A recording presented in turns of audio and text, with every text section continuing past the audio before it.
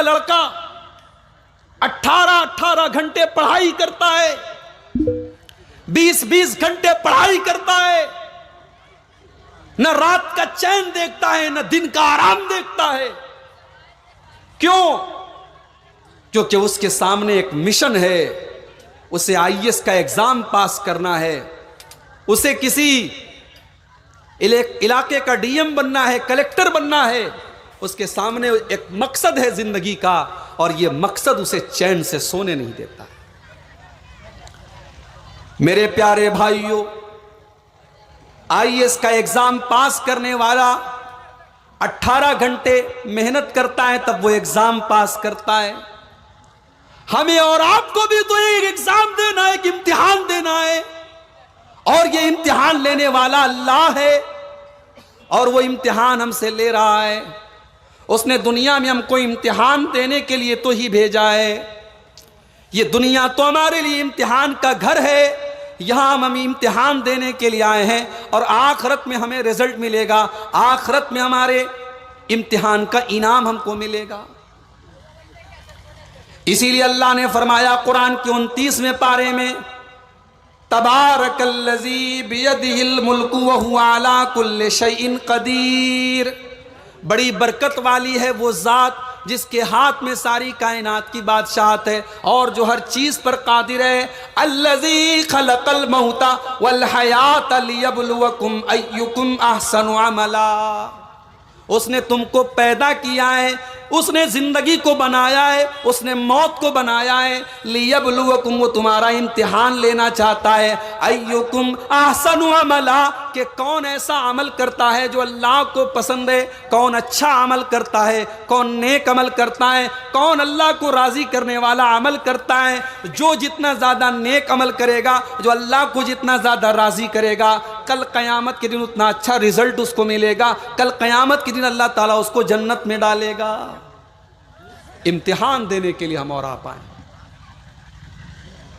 मेरे नौजवान भाइयों, आज जवानी मिली है आपको, ठीक है, जो मन में आए करो। कोई जिना कर रहा है, कोई शराब पी रहा है, कोई गाली बक रहा है, कोई नजरों का जिना कर रहा है, कोई गुटखा खा रहा है। जिंदगी का कोई मिशन नहीं है, जिंदगी का कोई मकसद नहीं है। मगर याद रखो, ये जो जवानी हमें और आपको मिली है, इस जवानी का हिसाब हमें कल क़यामत के दिन देना पड़ेगा।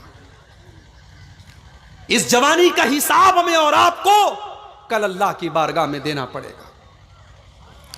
अल्लाह के प्यारे नबी फरमाते हैं, ला तज़ूलु क़दमा इब्न आदम मिन इंद रब्बिही यौमल क़ियामा। क़यामत के दिन इंसान अपनी जगह से हिल नहीं सकता, टस से मस नहीं हो सकता, जब तक वो 5 सवालों का जवाब न दे दे। अन उम्रिही फीमा अफना। पहला सवाल ये होगा, अब्दुल गफ्फार साहब, आप 60 साल दुनिया में रहे, 50 साल दुनिया में रहे, 40 साल दुनिया में रहे, आपको हमने इतनी लंबी उम्र दी, इतना टाइम दिया, आपने जिंदगी को कहाँ गुजारा? सवाल होगा। अब्दुल गफ्फार साहब झूठ नहीं जाएंगे, हम तकरीर करते थे, मुकर्रिर थे, मौलाना थे, चलो भाई हमारा हिसाब ना हो। नहीं, आपका भी हिसाब होगा, आलिम का भी होगा, जाहिल का भी होगा, सबको जवाब देना है। ये अल्लाह ताला का ओपन क्वेश्चन है, सबसे सवाल किया जाएगा।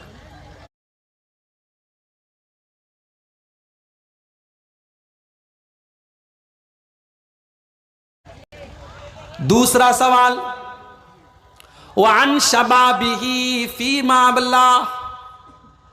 मेरे बंदे, तेरी जिंदगी में जो जवानी का दौर था, जो 20 साल से लेकर के 40 साल का पीरियड था, जो तेरी जिंदगी का सबसे खूबसूरत दौर था, जिस दौर में तू कुछ कर सकता था, उस दौर को तूने कहां गुजारा?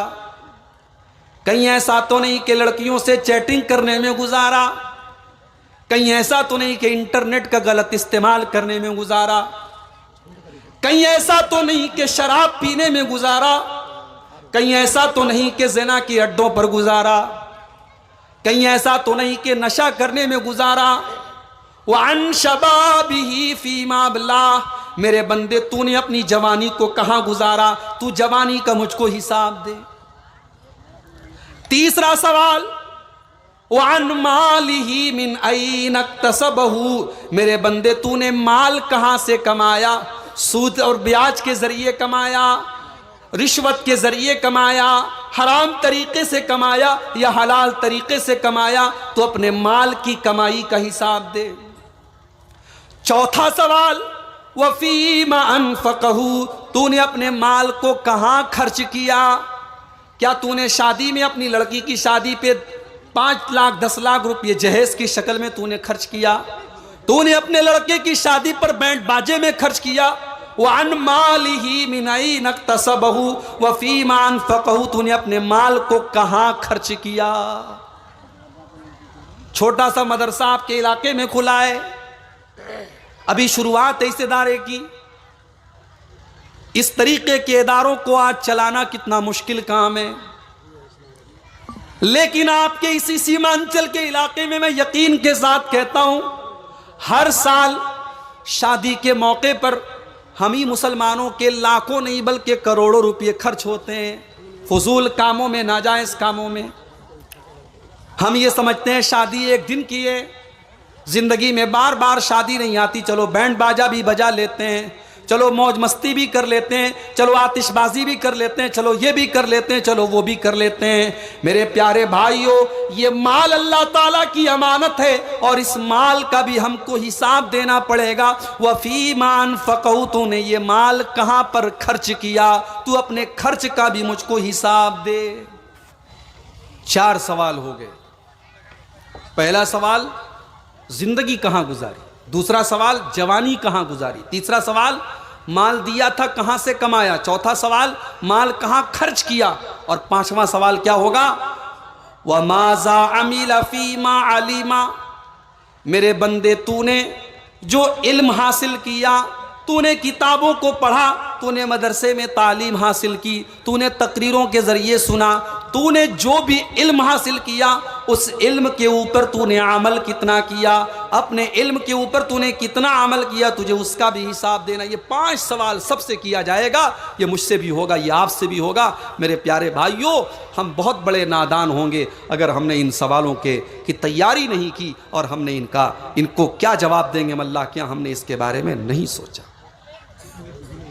आज पूरी दुनिया में हम जलील हैं और इसीलिए जलील हैं क्योंकि हमने अपने मकसद जिंदगी को भुला दिया है। हम भूल गए कि ये दुनिया सिर्फ खाने पीने और मौज मस्ती करने के लिए नहीं है। इस दुनिया की जिंदगी में अल्लाह ने हमें एक इम्तिहान देने के लिए भेजा है और इसका रिजल्ट हमें आखिरत में मिलेगा। कोरोना का दौर आपने देखा, ऐसा भी हुआ शाम को आदमी बीमार हुआ, उसको हॉस्पिटल लेके जाया गया, सुबह को इंतकाल की खबर आ गई, चलते चलते हार्ट अटैक आया, इंसान गिर गया, मर गया, खत्म हो गया। इंसान की जिंदगी की वैल्यू क्या है? इंसान की जिंदगी की वैलिडिटी क्या है मेरे भाइयों? क्या है मेरे भाइयों?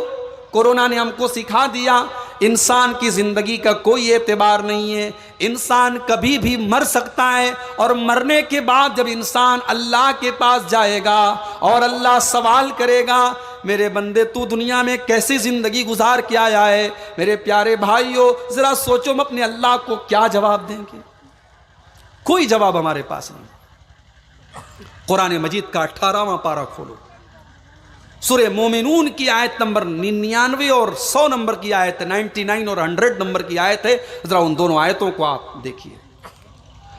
हत्ता इज़ा जाअ अहदहुमुल मौत क़ाल रब्बिरजिऊन, जब मौत आएगी इंसान के ऊपर, जब मौत आएगी और मौत का फरिश्ता इंसान के पास आएगा, इंसान कहेगा रब्बिरजिऊन, आय अल्लाह तू एक मौका और दे दे, एक मौका और दे दे, एक बार दुनिया में दोबारा मुझे भेज दे, लअल्ली आमलु सालिहा, आय अल्लाह मैं वादा करता हूँ अब शराब को हाथ नहीं लगाऊंगा, अब जिना नहीं करूँगा, अब हराम कमाई नहीं कमाऊँगा, आय अल्लाह मैं अब वादा करता हूँ तू एक चांस और दे दे, मैं अपनी ज़िंदगी को तुझे राजी करने वाले अमल में गुजारूंगा, मैं नेक अमल करूंगा, मैं अमल सालेह करूंगा। मगर अल्लाह ताला दोबारा मौका नहीं देगा। मौका एक बार मिला है दुनिया में बच्चा फेल हो गया, चलो भाई उसी क्लास में पढ़ेगा, अगले साल मेहनत करेगा, पास हो जाएगा। मगर दुनिया में हम जो एग्ज़ाम देने आए हैं, जो इम्तिहान देने आए हैं, जो परीक्षा हम और आप दे रहे हैं, इस परीक्षा में जो फेल हो गया वो हमेशा के लिए फेल हो गया, और जो पास हो गया वो हमेशा के लिए पास हो गया। इंसान तमन्ना करेगा, अय अल्लाह एक मौका और दे दे, मैं वादा करता हूं मैं तुझे राजी करने वाला अमल करूंगा। अल्लाह फरमाएगा कल्ला, हरगिज नहीं, इन्नहा कलिमतुन हुवा काइलुहा, मेरे बंदे ये तो तेरी एक बात है जो तू कह रहा है, अब तुझे दुनिया में दोबारा जाने का चांस नहीं मिलेगा। व मिन वराइहिम बरज़खुन इला यौमि युबासून, अब तो क़यामत तक तुझे बरज़ख की ज़िंदगी गुजारना है, अब तो तुझे कब्र के अंदर रहना है, अब तुझे अज़ाबे कब्र का मज़ा चखना है, अब तुझे दुनिया में जाने का दोबारा मौका नहीं मिलेगा।